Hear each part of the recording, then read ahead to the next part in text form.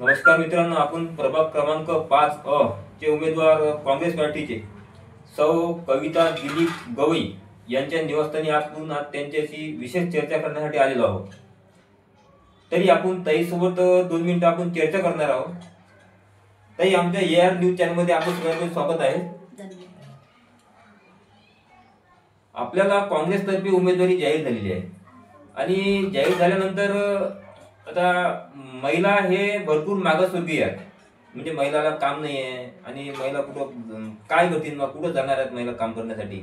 तर महिलांसाठी सगळ्यात पहिले तुम्ही निवडून आल्यावर महिलांसाठी स्वयंरोजगार उपलब्ध करून देण्यात आहात का? निश्चितच। सर्वप्रथम मी माझा परिचय देते। मी सौ कविता दिलीप गवई, प्रभाग क्रमांक 5 वरची राष्ट्रीय काँग्रेस पक्षाची उमेदवार आहे।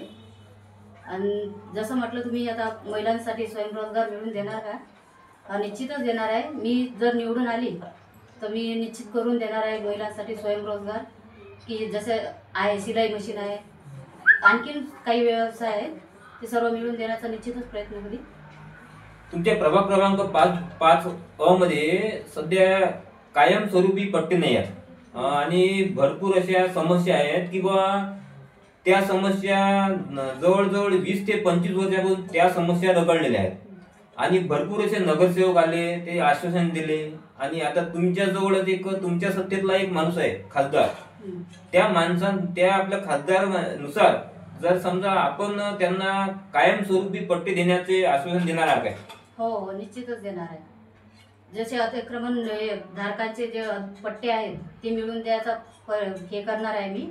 आणि जसे अधुरे घरकुलाचे काम राहिलेले आहे ती पूर्ण करून देण्याचा प्रयत्न करीन।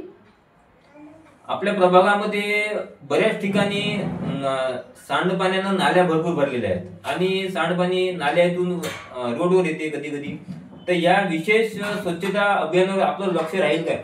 हो, निश्चितच राहणार आहे। जसे रस्ते आहेत, नाले आहेत, सर्व काम आहेत त्याचे ते करून देणार मी। म्हणजे विशेष या सर्व बाबींवर विशेष लक्ष राहणार आहे। ताई, आपल्या दर्यापूरमध्ये सध्या काँग्रेसचे उमेदवार किती आहेत सध्या दर्यापूरमध्ये? सध्या दर्यापूर याच्यामध्ये सर्व उमेदवार 25 उमेदवार आहे। जसे नगराध्यक्ष पदासाठी सौ मंदाकिनीताई भारसाकडे आहे आणि मी प्रभाग क्रमांक 5 मध्ये सौ कविता दिलीप गवई आहे अनुसूचित जातीमधून। जसे सर्वसाधारण याच्यामध्ये पुरुषांमध्ये रामेश्वर भाऊ चव्हाण आहेत। तर या काँग्रेस पक्षाचा मला असं वाटते, मला पूर्णपणे खात्री आहे की आमचा विजय होणार आहे। खासदार आमचे बळवंत भाऊ वानखडे आहेत, यांचे समर्थक आमच्या सोबत आहेत, तर आमच्या पक्षाचा विजय होणारच अशी मला पूर्णपणे ग्वाही आहे।